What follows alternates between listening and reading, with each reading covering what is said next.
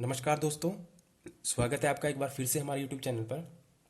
जैसा कि आपको पता है कि 15 तारीख से हमारा नया बैच स्टार्ट हो रहा है स्पेशल हरियाणा पुलिस के लिए। ठीक है, 70 से 72 दिन बचे हैं, तो उसका एक डिटेल एंड पूरा डिटेल में हम उस बैच को कवर करेंगे। और हमने टारगेट रखा है कि 20 फरवरी से पहले पहले उसको ख़त्म करना है। क्लियर है। जितना भी एनसीईआरटी मैथ था वो लगभग मैंने अपने पूरे चैनल पे करवा रखा है फ्री में। उसके जो क्वेश्चन है वो मैं पेड कोर्स में ही दूंगा अपने, जो मैंने पहले भी दिए थे। अब देखिए, जो चैप्टर बच चुके हैं, जो आने की संभावना है, उनको भी कवर करेंगे। और 15 तारीख से जब बैच स्टार्ट है तो मैं उसका एक एक डेमो क्लास दे देता हूँ, और आप देख लीजिए। आपको समझ में आता है तो आप ज्वाइन करिए, अदरवाइज कोई ज़रूरत है नहीं। अगर नहीं समझ में आता तो कोई बात नहीं, ठीक है। अगर कहीं ज्वाइन कर रखा है तो वो भी बहुत अच्छी बात है। अगर आप ज्वाइन करना चाहते हैं बैच को, तो आप 8295447652 पर आप व्हाट्सअप कर सकते हैं मुझे, और इसका पूरा प्रोसेस बता दिया जाएगा। ठीक है। देखिए, और अब कई बच्चे कह रहे हैं कि सर फीस ज़्यादा है। देखिए, फीस ज़्यादा होने का मतलब ये है कि आप फीस को मत देखिए, आप क्वालिटी को भी देखिए। ठीक है। आपको जब मैं डेमो क्लास फ्री दे रहा हूँ तो पहले आप क्वालिटी को चेक करिए, क्या उस फीस के लायक वो क्वालिटी है या नहीं है। अगर आपको लगता है कि क्वालिटी नहीं है तो आप ज्वाइन मत करिए, क्योंकि कोई जोर जबरदस्ती तो है नहीं आपके साथ। ठीक है। अगर आपको क्वालिटी लगती है तब आप ज्वाइन करिए। मैं कल आपको साइंस के भी क्लासेस दे दूंगा, जिसमें हम सिर्फ ओनली 11th और 12th का बेसिक से एडवांस कवर करेंगे। और देखिए, जो भी मतलब जो किताब में जो टेक्निकल लैंग्वेज है उससे हटकर बिल्कुल आपको जनरल भाषा में आपको समझाया जाए, जिससे बहुत ही कोई भी फैक्ट है, कोई भी क्वेश्चन है, कोई भी कॉन्सेप्ट है, उसको जितना हो सके हम सिंपलेस्ट फॉर्म में तोड़कर आपको समझाएं, वो ज़्यादा मैटर करता है। जैसे कि आपने देखा होगा, मैथ 11th और 12th का था, कितना हार्ड होता है 11th और 12th का मैथ। उस बच्चे के लिए जो कॉमर्स से पढ़ा हो, जो आर्ट से पढ़ा हो, जिसके पास मैथ नहीं है, तो मेरी जितनी भी कोशिश रही थी, मैंने अपना पूरा जोर लगाया कि आपको जितना हो सके सिंपल से सिंपल भाषा में आपको करवा दिया जाए। ठीक है। तो वही कोशिश मेरी इंडियन एविडेंस एक्ट यानी सब्जेक्ट रिलेवेंट और साइंस में भी रहेगी। ठीक है। और दो दूसरे विषय हैं जीके के, वो भी मैं बीच बीच में कवर करता रहूँगा।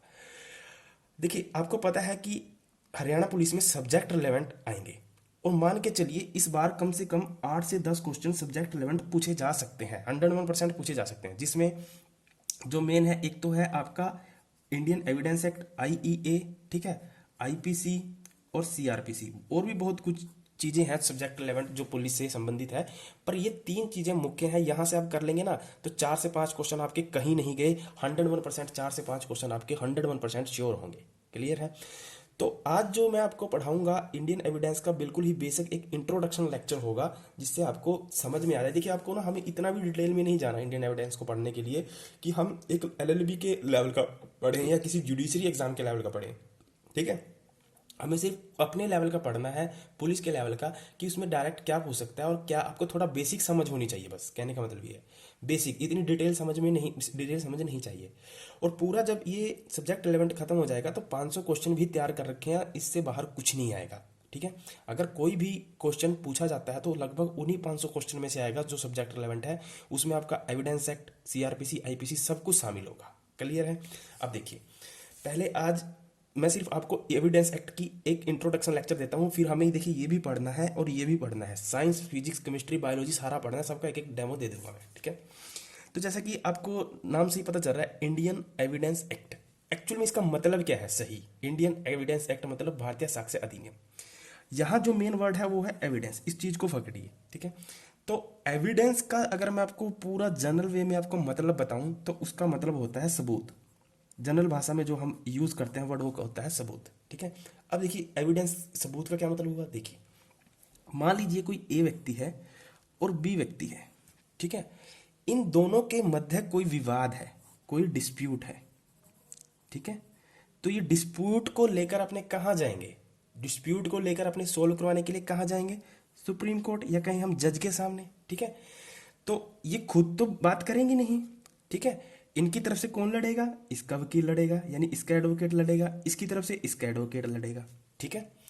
तो इन दोनों का एडवोकेट क्या करेंगे, देखिए, इसके बयान होंगे, जो ए व्यक्ति के बयान होंगे वो इसके एडवोकेट के पास होंगे। क्लियर है। और जो बी व्यक्ति के जो भी बयान हैं वो किसके पास होंगे, ए के यानी इसके एडवोकेट के पास होंगे। तो क्रॉस एक दूसरे से, इसका वकील इससे क्वेश्चन करेगा, इसका वकील इससे क्वेश्चन करेगा। ठीक है। और किसके सामने करेंगे? सुप्रीम कोर्ट, यानी सुप्रीम कोर्ट को, यहाँ कोर्ट का मतलब supreme court, high court, district court कुछ भी हो सकता है, या सिंपल भाषा में कि हम जज के सामने, ठीक है। तो किसके सामने बहस करेंगे? जज के सामने, ठीक है। तो जज के सामने जो बहस होगी, वो जो उसका आधार होगा वो क्या होंगे? एविडेंस, ठीक है। एविडेंस मतलब सबूत। कोई भी मुद्दा है तो उस किस मुद्दे पर जो भी बहस होगी वो क्या होगी? सबूतों के आधार पर बहस होगी। यानी कहें हम, जो जज होगा वो जो अपना डिसीजन देगा वो किस आधार पर देगा? सबूतों के आधार पर ही देगा, एविडेंस के आधार पर देगा। फीलिंग्स, रिश्तेदारी, ठीक है, ऊंचा नीचा या गरीब अमीर, ठीक है, या जाति या धर्म के आधार पर कोई भी डिसीजन नहीं देगा, वो डिसीजन देगा एविडेंस के आधार पर, ठीक है। तो यहाँ एविडेंस देखिए, अब समझिए थोड़ा, फिर आपको पूरा ये समझ में आएगा कि ये क्यों है, ये क्या है चीज, इंडियन एविडेंस एक्ट क्या है, ठीक है। तो ये क्लियर हुआ कि जो जज जो डिसीजन देगा वो किसको आधार बनाकर देगा? एविडेंस को बनाकर देगा। आगे इसमें पूरा जो इंडियन एविडेंस एक्ट है ना, ये बना ही इसलिए है कि किसको हम एविडेंस मानेंगे और किसको नहीं मानेंगे, और कब कौन सा एविडेंस मान्य होगा, कौन सा नहीं होगा, कौन कौन से एविडेंस पेश किए जा सकते हैं, कौन कौन से नहीं किए जा सकते। तभी तो ये पूरा एविडेंस एक्ट है, ठीक है। अब देखिए, अगर मैं एविडेंस का मतलब समझ के सबूत, तो सबूत तो कई टाइप के हो सकते हैं ना। यहाँ मेरा टाइप कहने का मतलब ये नहीं कि एविडेंस के कितने प्रकार हैं, ठीक है, यानी एक एकेडमिक लैंग्वेज में इसका कोई मतलब नहीं ले रहा हूँ मैं कि एविडेंस के कितने प्रकार हैं। यहाँ सबूत का मतलब मैं इस, अगर मैं यहाँ कहता हूँ कि सबूत के कितने प्रकार हो सकते हैं, इसका मतलब दूसरा है। यानी अगर मैं कहूँ कि सबूत कितने प्रकार के हो सकते हैं, देखिए मान लीजिए ए और बी के मध्य जो विवाद था, थोड़ी देर के लिए मान लेते हैं कि ए है जो फाइनेंशियली स्ट्रोंग है, यानी उसके पास अच्छा खासा पैसा है, उसकी अच्छी खासी पहुंच है, और बी है बेचारा फाइनेंशियली कमजोर है, उसकी इतनी अच्छी खासी पहुंच भी नहीं है। तो मान लीजिए ए ने कोई क्राइम किया बी के अगेंस्ट, ये सत्य है कि उसने क्राइम किया, पर वो पैसे की वजह से बच जाता है, ठीक है, और वो जज के सामने भी बच जाता है। क्यों? कि वो कई तरह के एविडेंस या कई तरह के साक्ष्य या कई तरह के सबूत वहां पेश कर देता है जो उसके फेवर में है, ए के फेवर में है, ठीक है। तो अब देखिए, जज को डिसाइड करना है कि कौन सा सबूत सच है, कौन सा गलत है, या कौन सा सही है, कौन सा गलत है। तो इन सभी, देखिए इस जो सबूत है यानी एविडेंस है, तो एविडेंस तो कई टाइप के हो सकते हैं, यानी जो मेरा कहने का मतलब समझना, यानी जो ए व्यक्ति है ना, ये फाइनेंशियली स्ट्रांग होने की वजह से कई तरह के एविडेंस पेश कर सकता है जज के सामने, ठीक है। अब ये जज पे डिपेंड करता है कि किसको वो सही एविडेंस मानेगा, किसको वो गलत एविडेंस मानेगा, ठीक है। तो इन एविडेंस तो कई टाइप के होते हैं, सभी इन एविडेंस होते हैं, जो इन सभी साक्ष्यों को कंट्रोल कौन करता है? इंडियन एविडेंस एक्ट, ठीक है। यानी जो ये एविडेंस है इसको कंट्रोल करने के लिए जो एक्ट बना है वो कहलाता है इंडियन एविडेंस एक्ट, भारतीय साक्ष्य अधिनियम। क्लियर हुआ? ये तो है इसका बेसिक सा मतलब। देखिए, आपको जैसे कि डेट से पता ही चल रहा है कि ये 1872 में बना था, ठीक है, और उस समय ब्रिटिश राज था, तो ये ब्रिटिश राज के समय ही बना था। आज इसको अगर हम बात करें, 100 से ज़्यादा वर्ष हो चुके हैं। अगर देखा जाए तो इसमें बहुत ही कम अमेंडमेंट हुई हैं, बहुत ही कम अमेंडमेंट हुई हैं, मतलब संशोधन हुए हैं, ठीक है, बहुत ही कम अमेंडमेंट हुई है, ठीक है। तो इसका मतलब ये दिखाता है कि इसकी प्रासंगिकता आज भी बहुत ज़्यादा है। क्लियर है? एक्चुअली अब देखिए, इसके बारे में हमें ना थोड़ा और आगे मैं आपको इतना डिटेल में नहीं लेके जाऊंगा। यहाँ अब हम फैक्ट की बात करते हैं जो आपके एग्जाम में पूछी जा सकती हैं, ठीक है। एक्चुअली जब ये एविडेंस एक्ट बना था तो इसको बनाने का जो जिम्मा था वो किसको दिया गया था? वो दिया गया था जेम्स स्टीफन को। जेम्स स्टीफन, जेम्स स्टीफन नाम के व्यक्ति को इसको पूरा ड्राफ्ट करने का जिम्मा दिया गया था, ठीक है।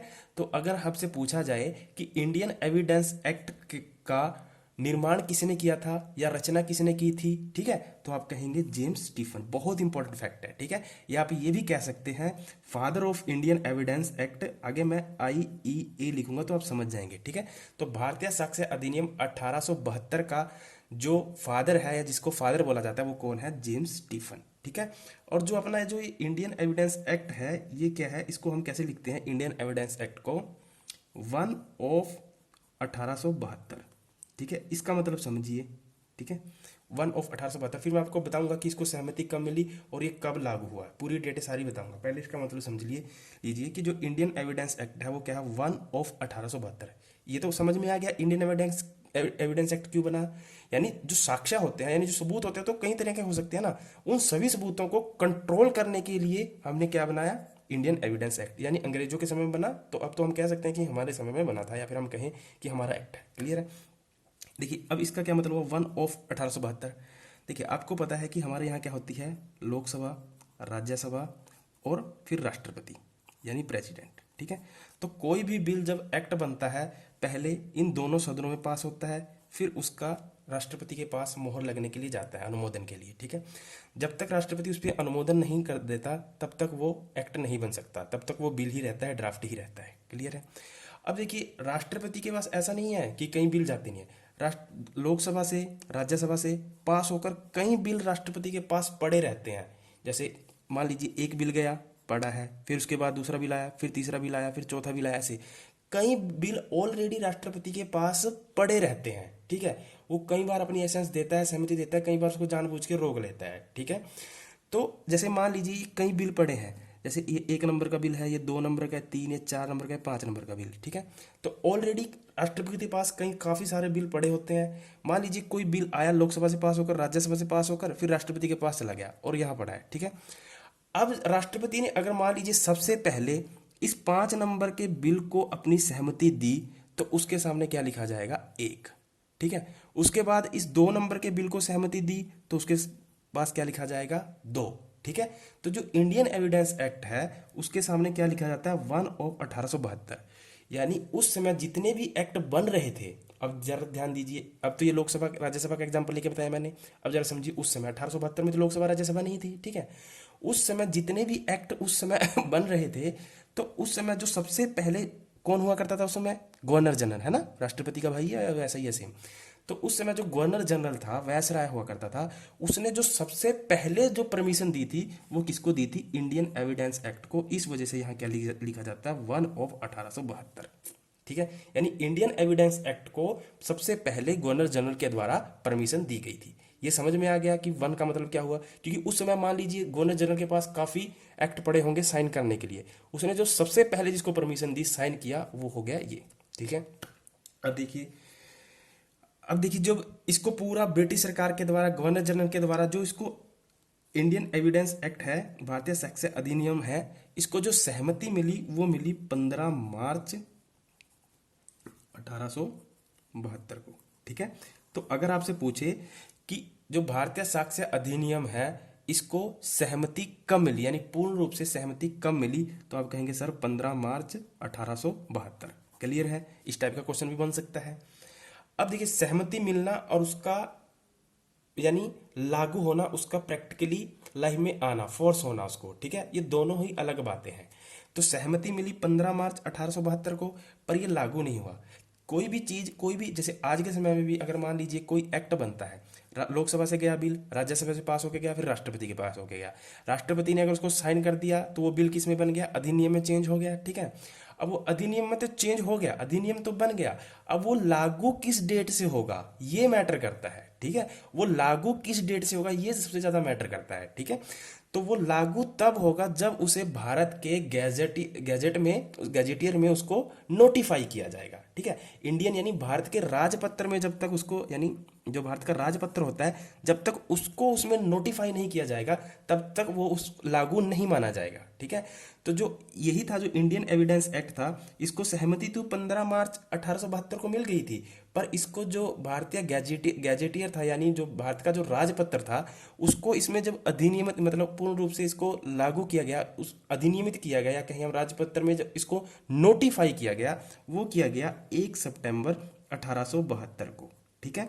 तो इसको मतलब ये कह सकते हैं कि जो इंडियन एविडेंस एक्ट है वो लागू कब हुआ था, 1872 को, 1 सितंबर 1872 को, और ये हरियाणा पुलिस में कांस्टेबल में पूछा गया था। क्लियर है। ऐसे ही क्वेश्चन पूछे जाएंगे, और इसको तो पूरा डिटेल में पढ़ाऊंगा मैं, पूरे आर्टिकल्स पढ़ाऊंगा, अंदर क्या क्या प्रोसीजर है वो सारा पूरा बताऊंगा डिटेल में। ठीक है। तो अगर आपसे पूछा जाए कि लागू कब हुआ था, ठीक है, तो आप कहेंगे 1 सितंबर 1872 को। अब लागू ना पूछ ले कि राजपत्र में कब नोटिफाई किया गया था, ठीक है, भारत के गैजेटियर में कब नोटिफाई किया गया था, तब भी क्या कहेंगे, 1 सितंबर 1872। ठीक है। अगर पूछ ले गवर्नर जनरल की सहमति कब बनी थी, तो 15 मार्च 1872। अगर पूछ ले कि इसका फादर कौन है, तो आप कहेंगे जेम्स स्टीफन। और भी बीच में एक नाम है, बस आप जेम्स स्टीफन से याद रखें तो ज्यादा बेटर रहेगा। आपसे पूछे कि father of Indian evidence act कौन है, तो आप कहेंगे जेम्स स्टीफन। क्लियर है इतनी बात।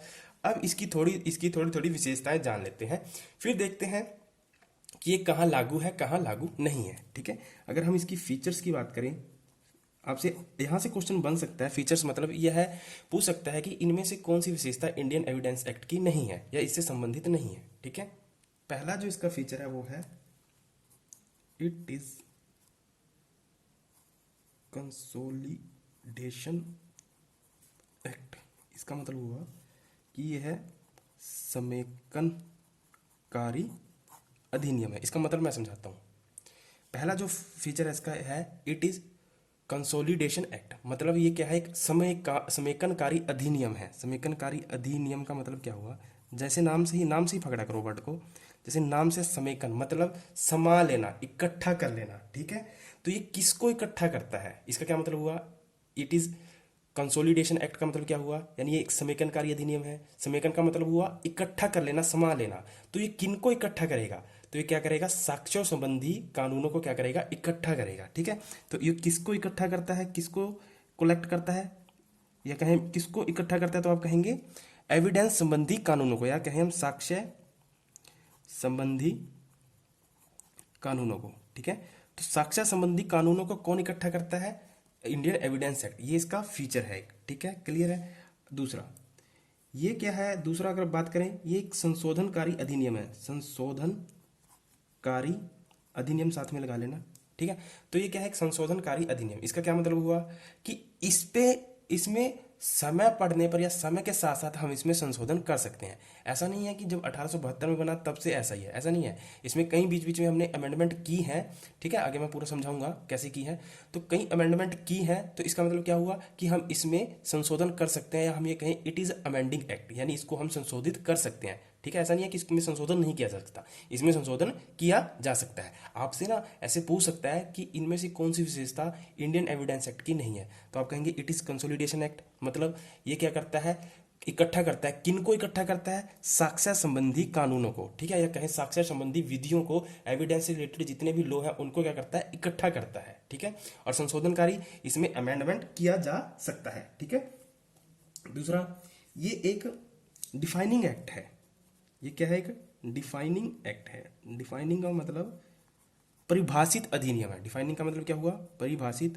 क्योंकि देखिए आपको ना थोड़ा ना एचएससी के लेवल के हिसाब से पढ़ना पड़ेगा। आपको लगेगा कि ये सर ये कहाँ आएगा, ऐसा नहीं है, ये आ सकता है। ठीक है, क्योंकि इससे पूछ सकता है कि इनमें कौन सी इसकी विशेषता नहीं है। आपको थोड़ा लेवल चेंज करके पढ़ना पड़ेगा, छोड़ना कुछ नहीं। यानी जितना भी आसान से आसान और टफ से टफ दोनों को इकट्ठा करके चलना है, 0 टू एडवांस। क्लियर है। तो it is a defining act, यानी एक परिभाषित अधिनियम है, यानी समय पढ़ने पर हम इसकी क्या कर सकते हैं, परिभाषा कर सकते हैं, इसको परिभाषित कर सकते हैं। ठीक है, और दूसरा क्या है, ये एक प्रोसीजरल एक्ट है। ठीक है, ये क्या है, एक प्रोसीजरल लॉ है। ठीक है, तो आपसे पूछ सकता है कि इंडियन एविडेंस क्या एक प्रोसीजर लॉ है। जैसे आपसे पूछेगा कि मान लीजिए कि इनमें से कौन सी विशेषता इंडियन एविडेंस एक्ट की नहीं है, उनमें एक जरूर होगा कि ये एक प्रोसीजर लॉ है, तो आप कहेंगे ये प्रोसीजर लॉ है, ये सही है। आपसे पूछ सकते हैं इनमें कौन सा गलत है। क्लियर है। और क्या कह सकते हैं, इस अधिनियम को ना लेक्स फोरी अधिनियम भी कहते हैं, इसको लेक्स फोरी भी कहते हैं। इस ये वर्ड फोकस मारना, ये बार बार आएगा। ठीक है, लेक्स फोरी का क्या मतलब हुआ, देखिए लेक्स फोरी का सही मतलब होता है कि जिस देश में है वहीं लागू होगा। जैसे मान लीजिए जिस देश में, यानी इसका क्या मतलब हुआ, अगर भारत में कोई क्राइम हुआ तो वहां जो भारत में जो कोई क्राइम हुआ वहां जो एविडेंस से संबंधित जो कानून लागू होंगे वो कहाँ के होंगे, भारत के। सीधी सी बात है, इतना समझते हो। अगर ऑस्ट्रेलिया में कोई क्राइम हुआ तो वहां जितने भी एविडेंस से संबंधित जो लॉ लागू होंगे वो कहाँ के होंगे, भारत के नहीं होंगे, वो ऑस्ट्रेलिया के होंगे। तो ये जो इंडियन एविडेंस एक्ट है वो क्या है, लेक्स फोरी है। लेक्स फोरी का मतलब समझ गए कि जहां जिस देश का कानून है वहां पर उसी देश का एविडेंस एक्ट लागू होगा। क्लियर है। और जो ये एक इसका नेचर और है, ये एक रेट्रोस्पेक्टिव नेचर रखता है। रेट्रोस्पेक्टिव नेचर का है।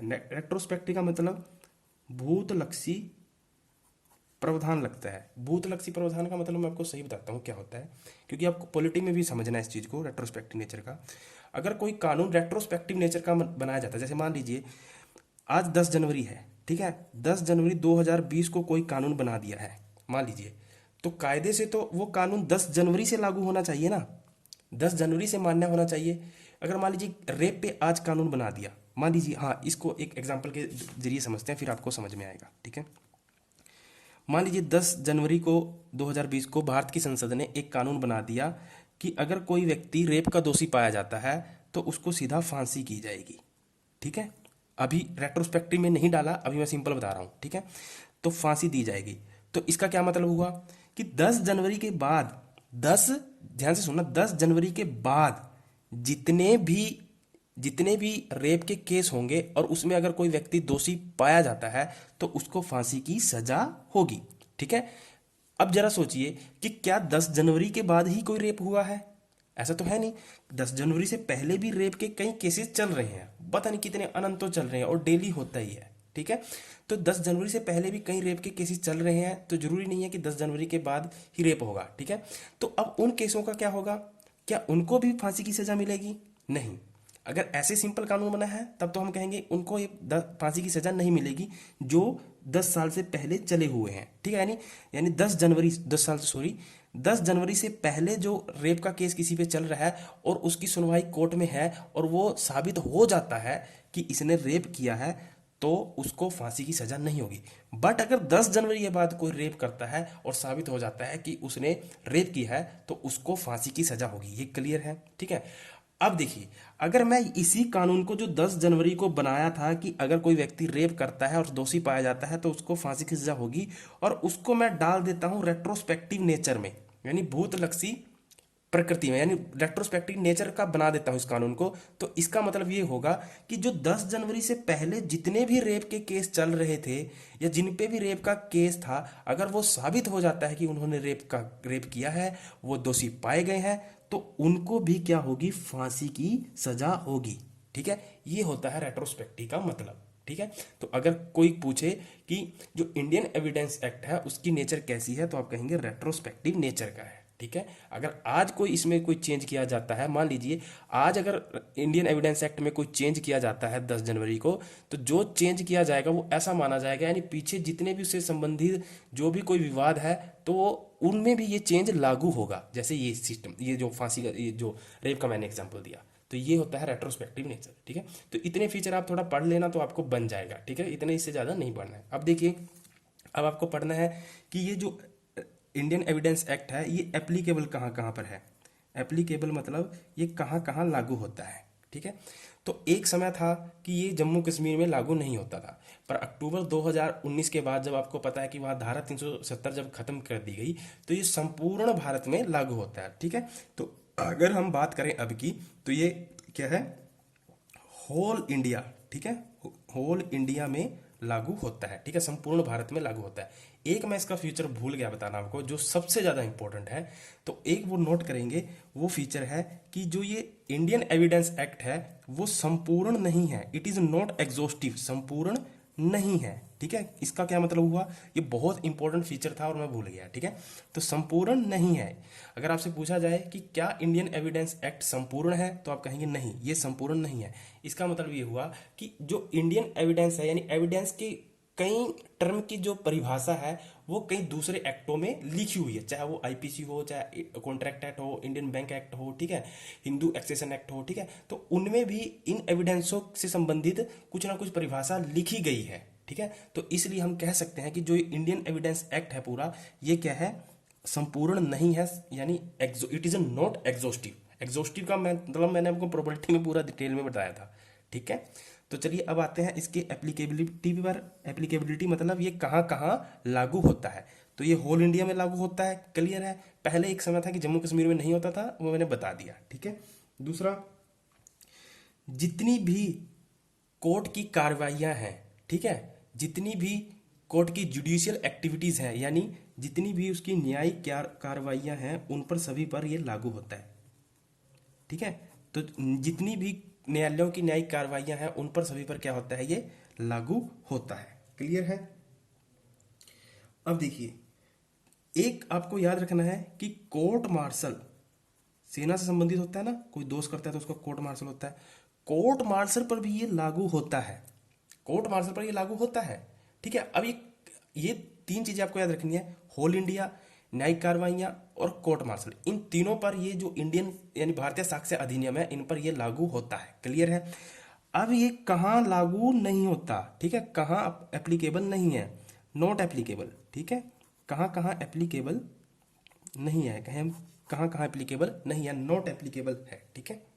पहला है आर्बिट्रेटर्स, आर्बिट्रेटर्स, आर्बिट्रेटर्स को बोलते हैं मध्यस्थ, मध्यस्थताओं के में मध्य यानी आर्बिट्रेटर्स के लिए ये लागू नहीं होता, उसमें इन्हें एप्लीकेबल है, ठीक है, वहाँ एप्लीकेबल नहीं होता। देखिए इसका क्या मतलब हुआ, जैसे मान लीजिए ए और बी के बीच में कोई विवाद है, ठीक है, ए और बी के बीच में कोई विवाद है किसी चीज को लेकर, और दोनों इस बात पर सहमति होगी दोनों की कि हम न्यायालय में नहीं जाएंगे, कोर्ट में नहीं जाएंगे, हम किसी थर्ड पार्टी के पास जाते हैं, तीसरे पर्सन के पास जाते हैं कि हम इस तीसरे पर्सन के द्वारा अपने विवाद को सोल्व करवा रहे हैं, ठीक है, तो वो क्या कहलाएगा, मध्यस्थता या आर्बिट्रेटर कहलाएगा, ठीक है। जैसे मान लीजिए ए और बी का कोई विवाद है, दोनों दोनों तैयार हो गए कि हम किसी सी व्यक्ति से अपना विवाद सोल्व करवाएंगे, ठीक है, तो जो सी कहलाएगा वो क्या कहलाएगा, आर्बिट्रेटर, ठीक है। तो जो आर्बिट्रेटर्स होते हैं, जो उनकी निर्णय होते हैं, जो गतिविधियां होती हैं, उन पर जो इंडियन एविडेंस एक्ट है वो लागू नहीं होता है, ठीक है। आर्बिट्रेटर का जो सबसे अच्छा एग्जाम्पल है वो होता है हमारी पंचायतें, ठीक है। पंचायतों में अगर कोई गांव के लड़ाई झगड़े का जो निर्णय लिया जाता है वो इंडियन एविडेंस एक्ट में उसको एप्लीकेबल नहीं है, वो नॉट एप्लीकेबल है, ठीक है। तो आर्बिट्रेटर का मतलब समझ गए, यानी मध्यस्थताओं में ये लागू नहीं होता। आपसे पूछ सकता है कि कहाँ ये लागू एप्लीकेबल नहीं है। क्लियर है।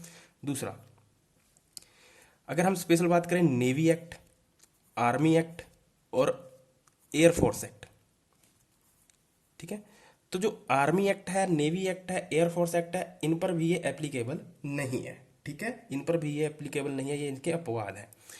उसके बाद अगर बात करें शपथ पत्र, शपथ पत्र, ठीक है, तो शपथ पत्रों पर भी ये एप्लीकेबल नहीं होता इंडियन एविडेंस एक्ट। बहुत इंपॉर्टेंट है, इसको नोट करते चलें, यहां से क्वेश्चन बन सकता है, ठीक है। उसके बाद है एफिडेविट्स, एफिडेविट्स, एफिडेविट्स मतलब क्या बोलेंगे, हल्फनामा, ठीक है, तो हल्फनामा पर भी ये एप्लीकेबल नहीं है। एंड जो एफिडेविट्स होते हैं उन पर भी ये जो इंडियन एविडेंस एक्ट है वो एप्लीकेबल नहीं होता है, ठीक है। तो आज हमने देखा कि इंडियन एविडेंस एक्ट क्या है, उसकी क्या परिभाषा है, उसकी क्या विशेषता है, कहाँ एप्लीकेबल है, कहाँ एप्लीकेबल नहीं है। अगर हम बात करें इंडियन एविडेंस एक्ट की तो इसमें कुल कितनी धाराएं हैं, कितने चैप्टर हैं, वो भी आपको थोड़ा थोड़ा ज्ञान होना चाहिए, क्योंकि यहाँ से भी क्वेश्चन बन सकता है, ठीक है। देखिए वो तो फिर आगे मैं पूरा डिटेल में मैं पेड वाले में ही बताऊंगा, क्योंकि चलो आज एक क्वेश्चन बनवा ही देते हैं आपका। देखिए जो इंडियन एविडेंस एक्ट है उसमें अगर हम कुल बात करें तो कुल चैप्टर्स हैं, चैप्टर्स को बोलेंगे अध्याय, ठीक है, तो कुल अध्याय हैं 11। आपसे पूछा जाएगा कि इंडियन एविडेंस एक्ट में कितने चैप्टर्स हैं, तो आप कहेंगे 11, ठीक है। अगर इसमें धाराएं पूछे कि कितने सेक्शन हैं, धाराएं पूछे तो धाराएं कहेंगे 167, ठीक है, तो 167 इसमें धाराएं हैं। चैप्टर कितने हैं, 11। चैप्टर का मतलब समझे हो, जैसे संविधान में पार्ट है ना, पार्ट 1 पार्ट 2, जैसे 25 पार्ट्स माने जाते हैं और 395 आर्टिकल माने जाते हैं, तो वैसे ही जो आर्टिकल्स हैं वो है धाराएं और जो पार्ट हैं वो है चैप्टर्स, ठीक है। तो जो चैप्टर कितने हैं 11 और धाराएं कितनी है 167, जैसा कि उसमें पूछा भी गया था पंचायती एक्ट में चैप्टर किस चैप्टर से है। तो यहाँ आपको ये पूरा पता होना कि 11 चैप्टर के नाम क्या है और कौन सी धारा कहाँ कहाँ से कहाँ तक है। जैसे कि मैं आपको दिखा देता हूँ, ये देखिए कि ये इसके अध्याय मतलब ये चैप्टर है, ये 11 चैप्टर है, किस धारा से लेकर कहाँ तक है, और पूरा इसके बाद एक एक धारा को पूरा डिटेल में डिस्कस किया गया है कि सेक्शन फर्स्ट क्या है, सेक्शन सेकंड क्या है, सेक्शन थर्ड क्या है, यानी 167 तक पूरा डिटेल में आपको पूरा पढ़ाया जाएगा, ठीक है। तो ये था इंडियन एविडेंस का एक बेसिक ओवरव्यू जो आपको पता होना चाहिए, और 15 तारीख से रेगुलर क्लासेस चलेंगी। अगर आपको अच्छा लगता है तो आप ज्वाइन कर सकते हैं उससे पहले, उसके बाद आपको किसी को भी ज्वाइन बीच में नहीं करवाया जाएगा, ठीक है। तो thank you, all the best. अगर आपको अच्छा लगे तो इसको ज़्यादा से ज़्यादा शेयर भी करना।